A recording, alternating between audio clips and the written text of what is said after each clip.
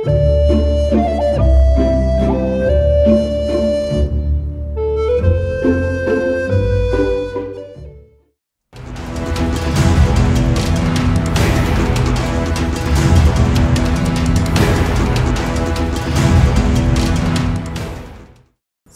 tamamen çamur hale geliyor. Yani öyle bir wow dalgası var ki şurada, nasıl bir örnek vereyim buna? Şöyle bir şey oluyor. Ya 11.7 falan deprem olması lazım ki öyle bir grafik yakalayasın bir şeyde. Lütfen elinizdeki o onlarca, yüzlerce plugin'i yaptığınız müziğin içine insert etmeye kalkmayın. Sound'unuzu mahvetmeyin. Bunlara hiç gerek yok. Böyle bir sound yeterli olacak mı mesela? İşte dijital platformlarda vesaire vesaire. Her yerde yetecek. Buna emin olun. Bu New Cycle oyun müziklerini tamamen bu mantıkla ki bütün müziklerimi bu mantıkla yapıyorum ama tamamen bu mantıkla hazırladım, mixajladım, masteringlerini yaptım. Dijital platformlara koydum, YouTube'a koydum. YouTube müzik kanalında görebilirsiniz. Oyun festivallerine gitti vesaire vesaire ve bir dünyada en iyi müzik ödülü aldım bununla.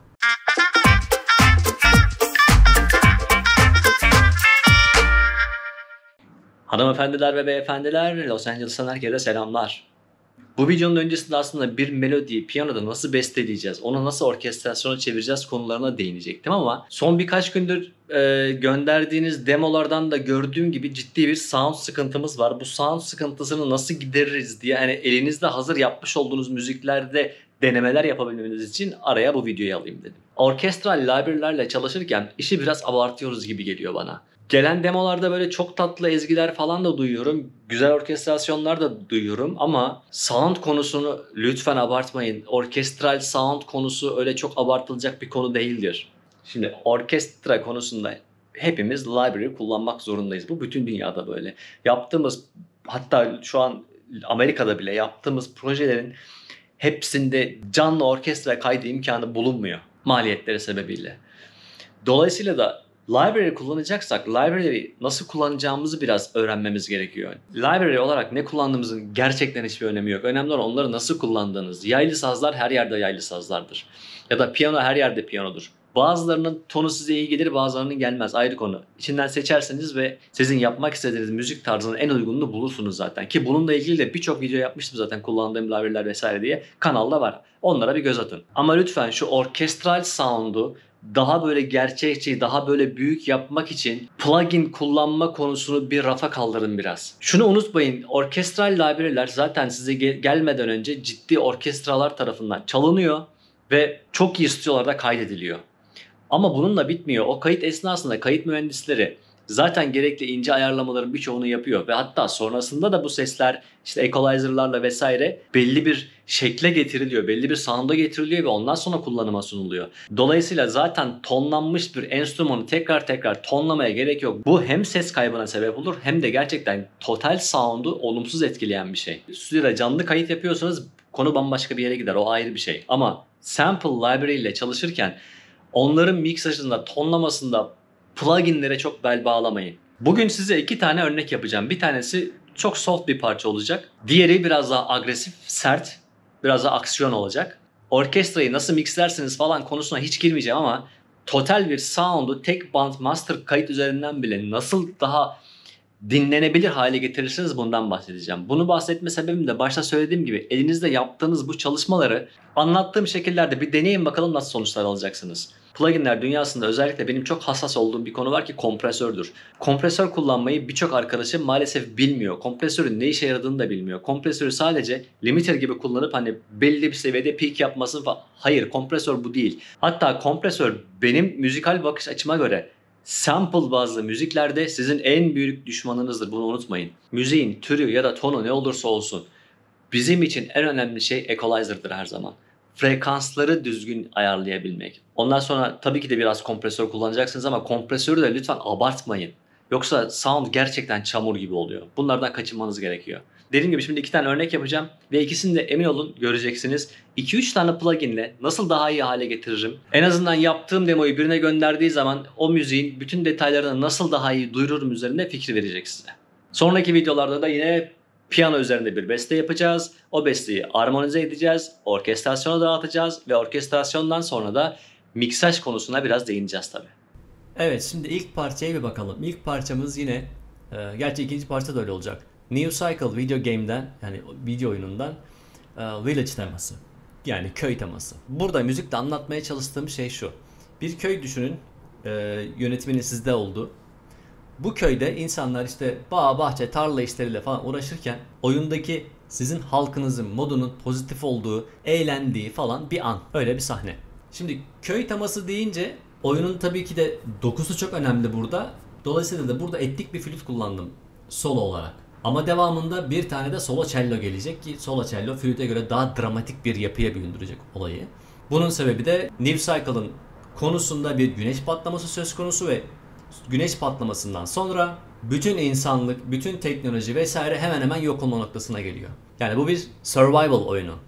Oyun aslında çok karanlık bir atmosfere sahip, çok karanlık bir hikayeye sahip, dramatik bir olay, zorluklar, çaresizlikler vesaire vesaire ama oyunun içinde oyundaki halkın sizinle beraber yüksek modda devam edebilmesi için onların morallerini yükseltiyorsunuz falan ve onlar da bir araya geldikleri zaman kolektif olarak işler yaparken böyle mutlu anlar geçiriyorlar. Bu müzik o anlardan bir tanesine ait. Şimdi lafı çok uzatmadan müziğe bir bakalım.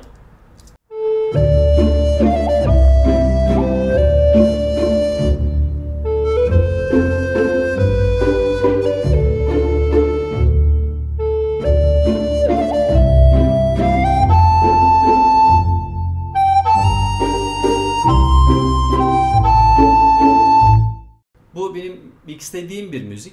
O yüzden bakıyoruz ki Master kanalda -8'e vurmuş görüyorsunuz.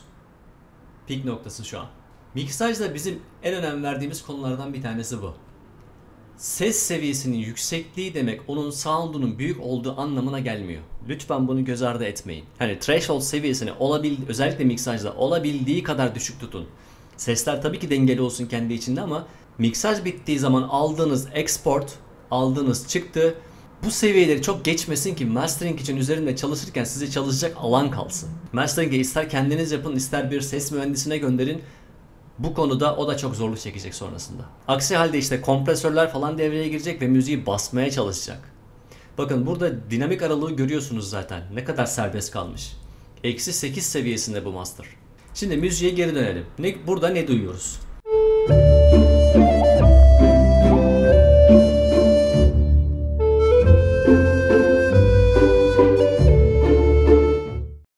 Müziğin içinde yaylı sazların pizzicatolarını görüyorsunuz. Bir vals ritmi çalıyor. Yani böyle bağda bahçede işte dans edip oynayan, işlerini yapan insanları düşünün. Mutlu bir tablo. Pizzicatonun üzerinde etnik bir flüt var. Aslında tahta flüt, etnik yani. Burada etnik flüt gayet tatlı, hoş bir melodi çalıyor. Pizzicatolar da ona eşlik ediyor. Bu bir sahnenin aslında izleyiciye, oyuncuya tanıtım anı. Şu an mutlu bir şeyler oluyor burada diyor. Devam edelim.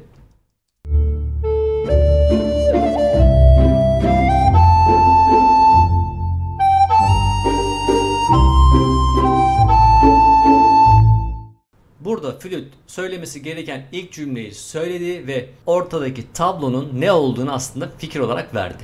Şimdi aynı temayı tekrar edeceğiz ama işin içine armonik olarak başka bir enstrüman girecek. Piyanonun arpejleri.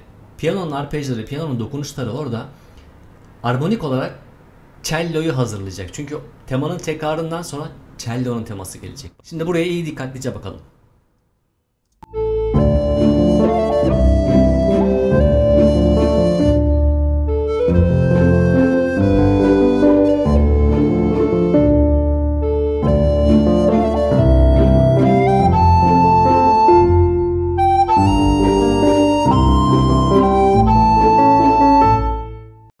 Gördüğünüz gibi sadece ve sadece piyano eklendi. Pizzicato yaylılar, tabi yaylıların tamamı bu arada. Kontrabas, cello, viola ve kemanlar hepsi. Pizzicatolarını çalarken flüt orada hikayesini anlattı. İkinci tekrarında da piyano girdi işin içine. Şimdi burada durum değişecek. Cello zaten tını olarak dramatik bir hava katar. Burada da İnsanlar mutlu bir tabloda yaşamaya devam ederken bir taraftan da içlerinde bulundukları o olumsuz koşulun dramatik tarafı, sıkıntısı hala aslında içinde oldukları bir gerçek. Dolayısıyla buraya öyle bir tat gerekiyor. Bakalım ne yapmışız?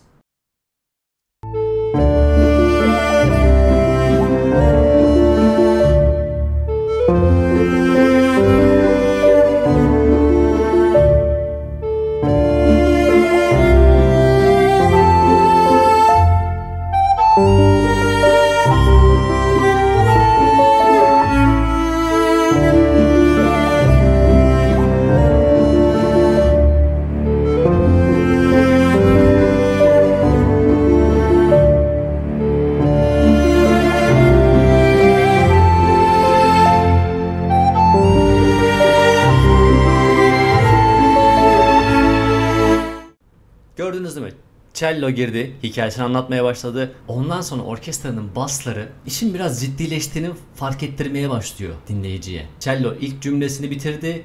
Tekrarında orkestranın bas sesleri geliyor. Yani burada karanlık bir duygu var aslında. Hani biz evet mutluyuz, eğlenceliyiz falan ama işin içinde bulunduğumuz iş aslında çok karanlık bir ortam. Dolayısıyla da bundan sonraki daha dramatik olan temayı cello'nun ikinci dönüşünde orkestradaki bas sesler hazırladı. Flütün çaldığı melodi baştan beri aynıyken cello'nun çaldığı melodi flütün neşesine karşı daha dramatikti. Şimdi devamına bakalım. Cello ne yapıyor?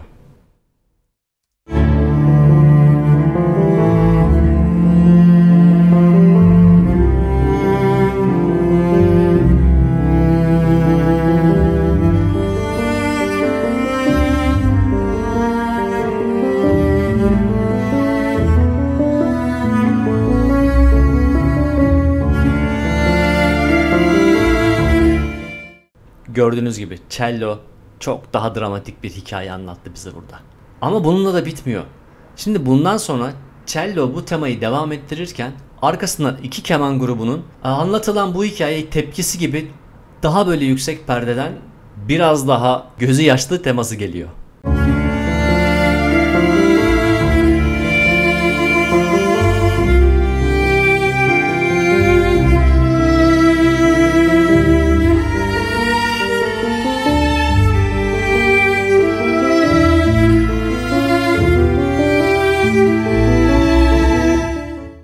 Ve içlerindeki aslında bütün acıyı anlatmış oldular bu şekilde. En mutlu anlarında bile.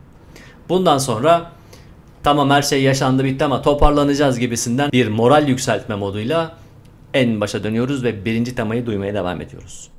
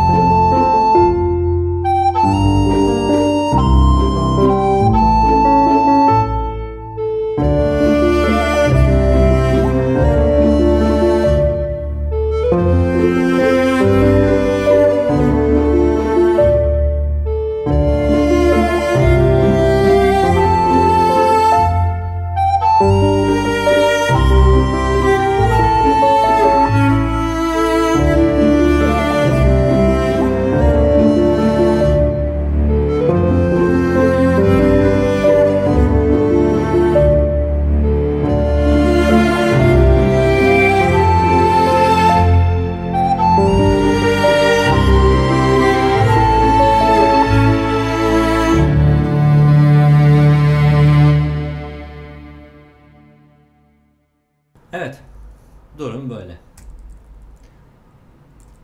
Şimdi bu benim miksajdan sonra hiçbir şekilde tonuna falan dokunmadığım, herhangi bir mastering dokunuşu yapmadığım kopya. Şimdi burada ne yapacağız? Bizim için önemli olan, videonun başında söylediğim gibi, sıkıntılı gördüğümüz frekansları önce bir tıraşlayacağız. Çünkü equalizer'la müdahale etmeden üzerine hangi pluginle müdahale ederseniz edin, o sıkıntılı frekansları da beraberinde yükseltecek ya da düşürecek bir şeyler yapacak ve o sıkıntılı frekanslar orada kalmaya devam edecek.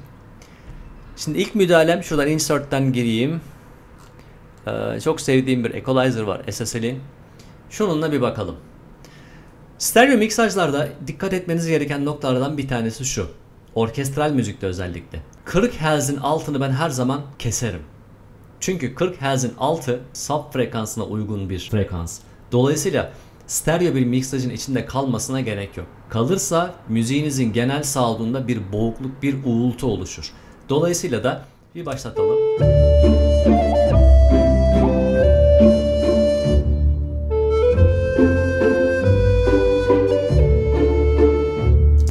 Bunu 40'tan fazla da kesmeyin. Bu sefer parçadaki bas yapısını komple kaybedersiniz. Ben 40 Hz'e kadar kestim bunu. Görüyorsunuz burada. O sub frekansına gitmesi gereken uğultuyu aldım oradan. Ama parçanın devamında yaylı sazların en dip sesleri olduğu için orada biraz da frekansı kesmeden ufak tefek dokunuşlarda yapacağım. Ama bizim için asıl önemli olan şey bu parçada solo çalgılara dikkat etmek. Solo çalgılarda özellikle flütün bazı sert noktaları var ve ondan sonra cello'nun dik sesleriyle birleştiği zaman bu sertliğin biraz daha arttığı noktalar var. Şimdi onları ufak ufak müdahalelerle tıraşlayacağız, daha yumuşak hale getireceğiz. Bakın burada görüyorsunuz flütün ne kadar yukarı çıktığını. Orayı hemen şöyle bir işaretleyelim, daraltalım. Görüyor musunuz nasıl berbat bir ton aslında burada. Bunu şöyle aşağı indireyim ben. Şimdi aynı yeri bir daha dinleyelim.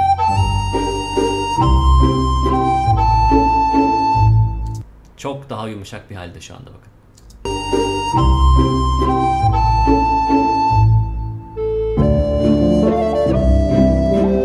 Evet, piyanonun girdiği yerde arpejler piyanonun bas seslerinden başladığı için burada yine baslarda bir ufak sıkıntı var. Oraya bir ufak müdahale gerekiyor.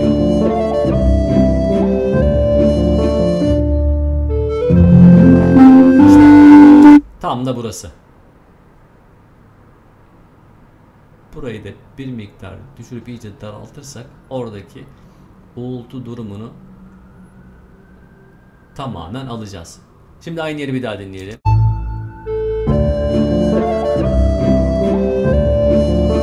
Gördünüz, yumuşacık bir şey.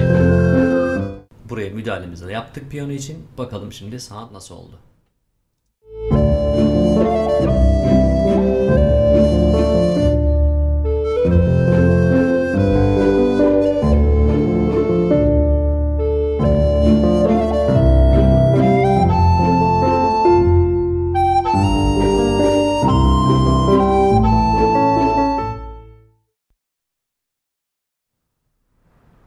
Gayet güzel.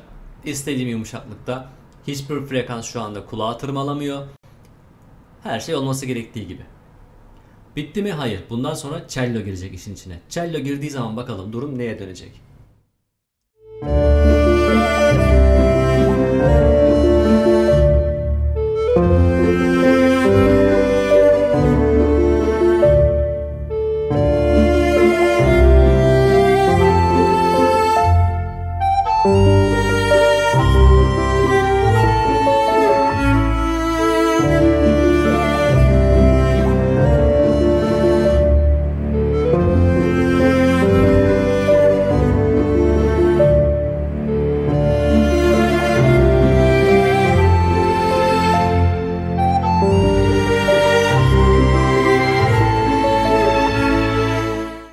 Güzel, gayet iyi. Bu arada miksajda ya da bir işi master yaparken şu konuya hiçbir zaman takılmayın. Bakın görüyor musunuz? Sound'ın klip yapmasını hiç önemsemeyin. İstediğiniz duyumu elde edene kadar.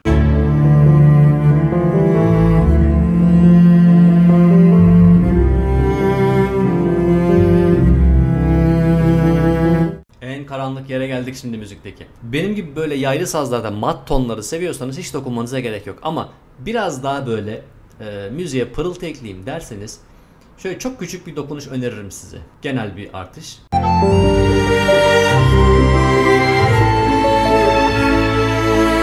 Bakın orkestranın kemanlarının en üst seviyesini nasıl ortaya çıkarttı.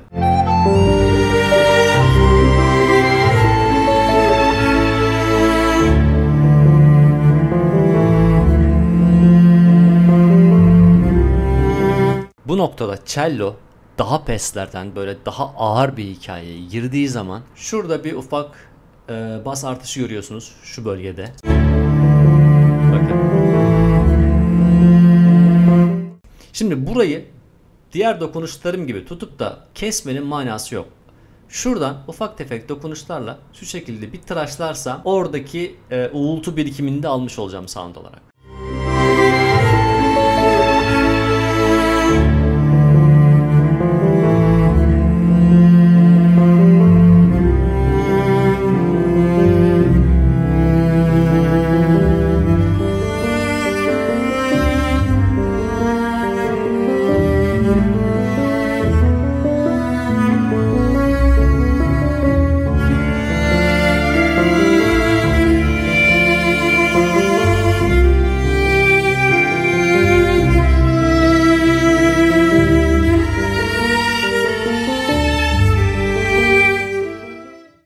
Evet, tam da bu noktada tespiti yaptık. Şimdi şuradaki frekansa dikkat edelim. Burası birinci keman grubu.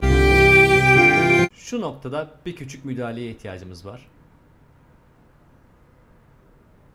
Bu shelf tarafını arttırdığım için, biraz daha netlik vermek için, burada böyle şeyler olması normal şu anda dik kemanlarda.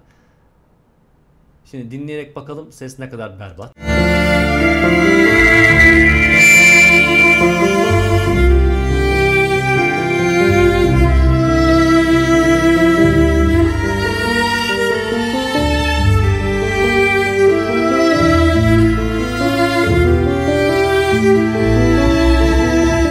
Gördüğünüz gibi o sertliği tamamen aldık. Artık kulak tırmalayan bir keman grubu yok orada. Bir daha dinleyelim.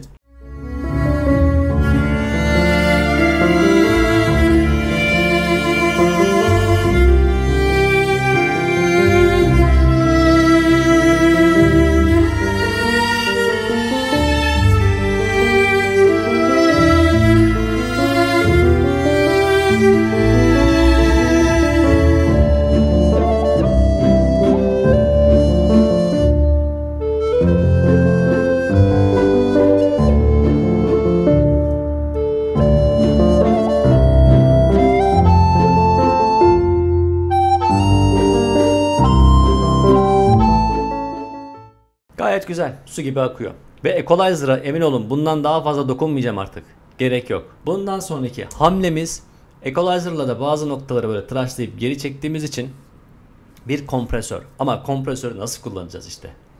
Kompresör, şuradan ben kendi çok sevdiğim kompresörümü, vintage'ı bir alayım. Bu benim çok sevdiğim bir kompresör.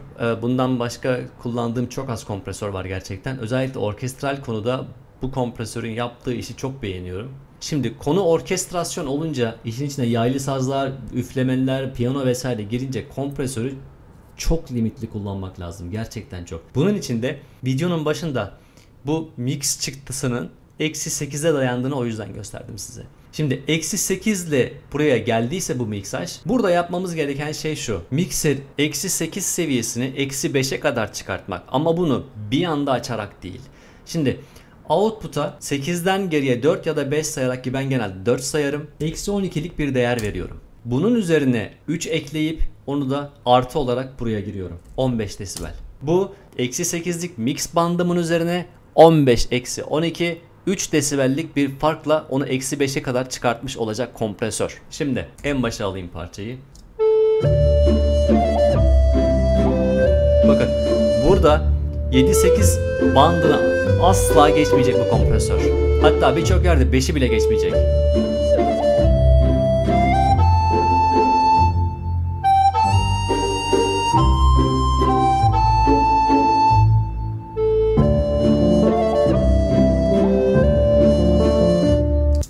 Buradaki ratio oranını 500'den 850'ye çıkartmak daha oranlı geliyor bana şu an.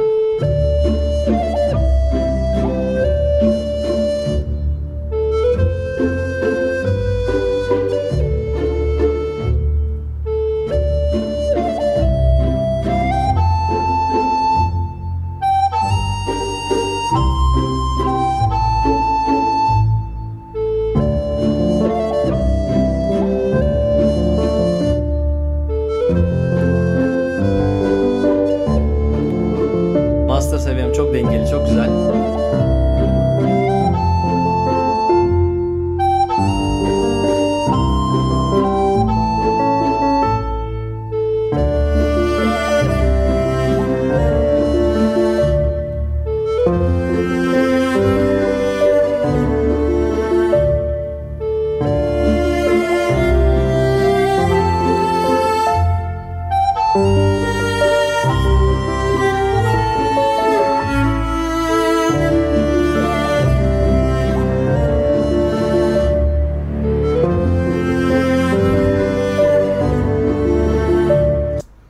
Gayet güzel.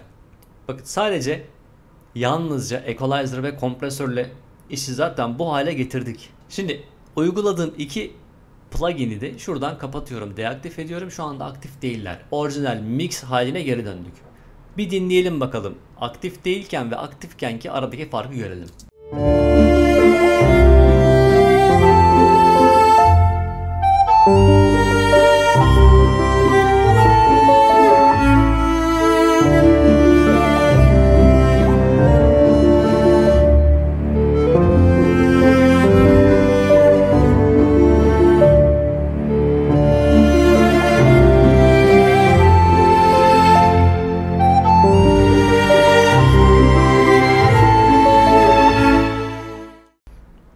Şimdi aktif ediyorum aynı yerden. Bir daha dinleyelim.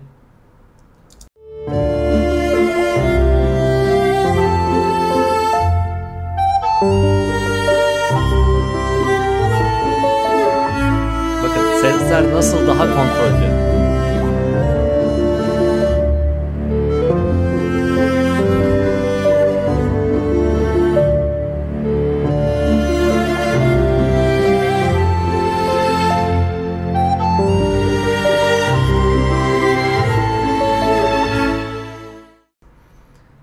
İşte olay budur. Şimdi bana gelen demolarda fark ettiğim bir şey var ki bu kompresörün üzerine zaten basılmış olan müziğe bir de Maximizer diye bir efekt veriyorsunuz. Salih benim ne dediğimi anlayacaktır. Zaten kompreslenmiş bir şeyi iyice yükselttiğin zaman sound tamamen çamur hale geliyor. Yani öyle bir wow dalgası var ki şurada nasıl bir örnek vereyim buna?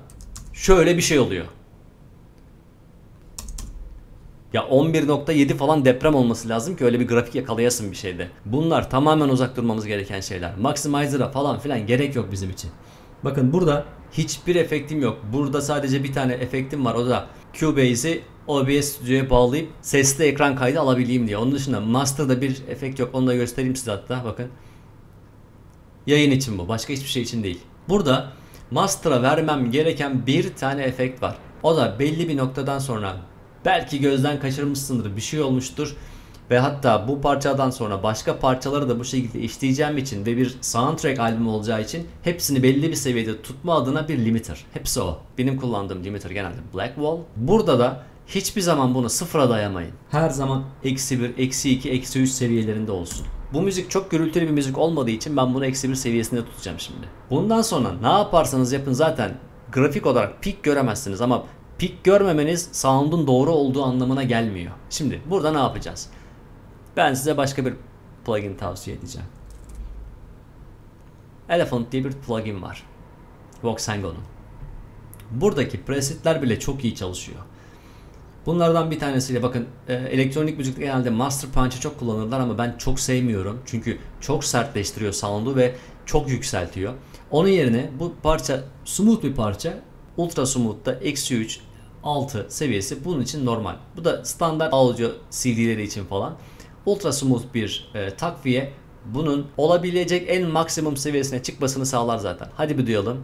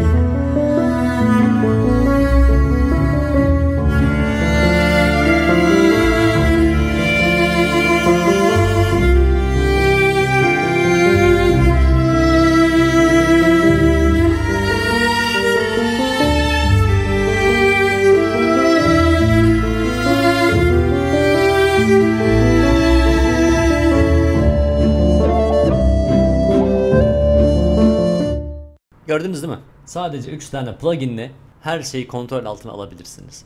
Lütfen elinizdeki o onlarca, yüzlerce plugin'i yaptığınız müziğin içine insert etmeye kalkmayın. Sound'unuzu mahvetmeyin. Bunlara hiç gerek yok. Böyle bir sound yeterli olacak mı mesela? İşte dijital platformlarda vesaire vesaire. Her yerde yetecek. Buna emin olun. Bu New Cycle oyun müziklerini tamamen bu mantıkla ki bütün müziklerimi bu mantıkla yapıyorum ama tamamen bu mantıkla hazırladım, miksajladım, masteringlerini yaptım. Dijital platformlara koydum, YouTube'a koydum. YouTube müzik kanalında görebilirsiniz. Oyun festivallerine gitti vesaire vesaire ve bir dünyada en iyi müzik ödülü aldım bununla. Yani çalışmadığını gördüğüm bir yöntemi asla tavsiye etmem zaten. Şimdi dilediğiniz gibi exportunuzu alıp demomu göndereceksiniz, parçamı teslim edeceksiniz, edebilirsiniz ya da mastering mühendisine mi göndereceksiniz, ona da gönderebilirsiniz. Şimdi gelelim New Cycle'ın bir başka train'e. Burada daha karanlık aksiyon bir train'imiz var. Bunun içinde koro da var. Şimdi bir dinleyelim parçayı.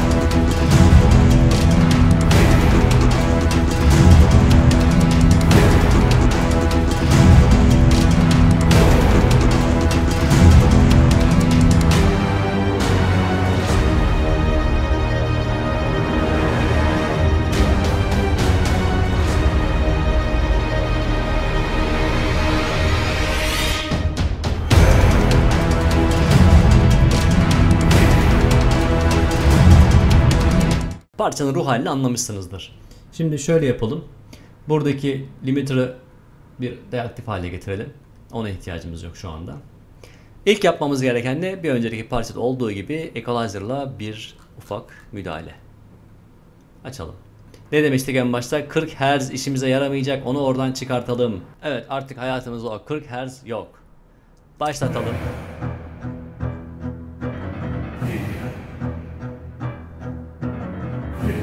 Bu arada equalizer'ın grafiğine de dikkat edelim.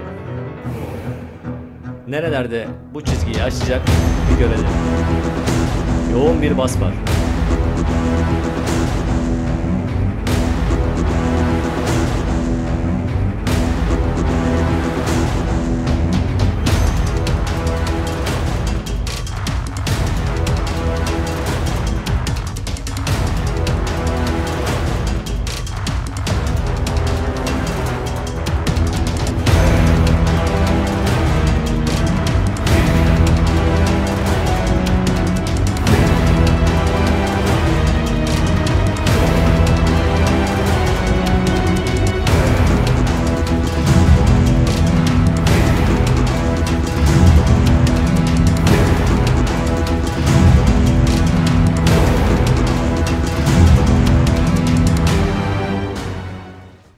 Burada 100 ve 200 seviyelerinde bir küçük müdahale gerekiyor.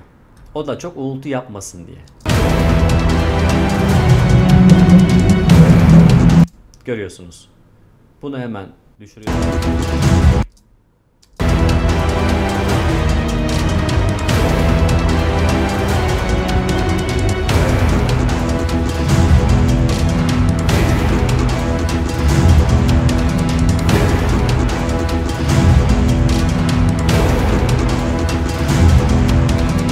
Bir önceki parçaya yaptığım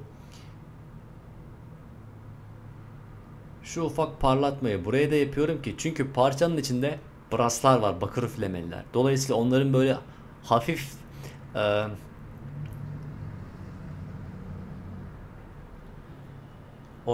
orkestra içinde French horn, trombon gibi çalgıların hafif böyle çığırtkanlık yapmasını ben sound olarak seviyorum. O yüzden çok hafif bir dokunuşla parlatıyorum burayı da.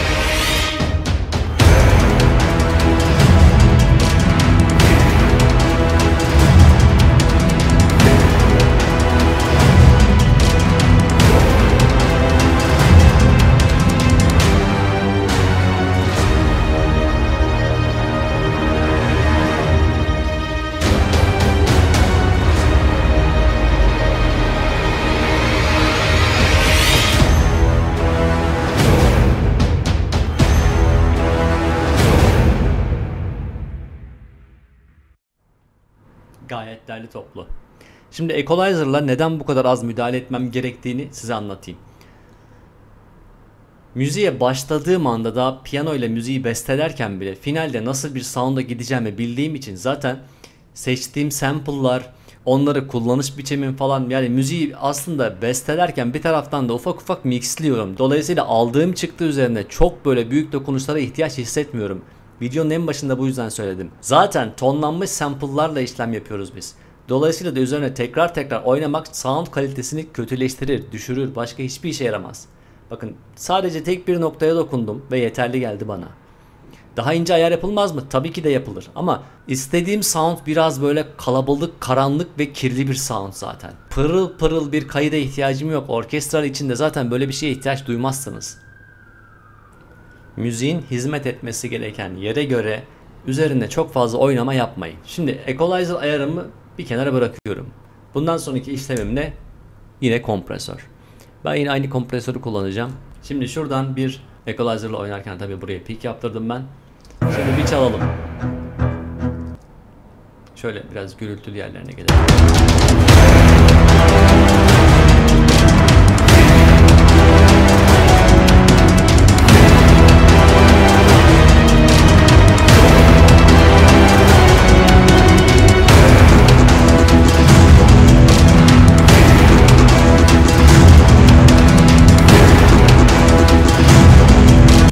Parçanın en peak noktasında eksi 3,5 desibele vuruyor.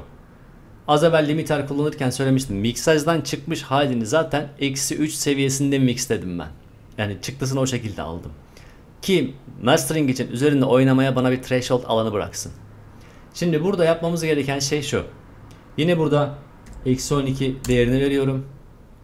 Output'a, input'a üzerine 3 koyup 15 değerini veriyorum. 3 desibellik bir kazanç elde ediyorum. Ratio oranı da bu parça biraz aksiyon barındırdığı için de 600 seviyesinde bir değer Realize için gayet yeterli. Bir dinleyelim şimdi.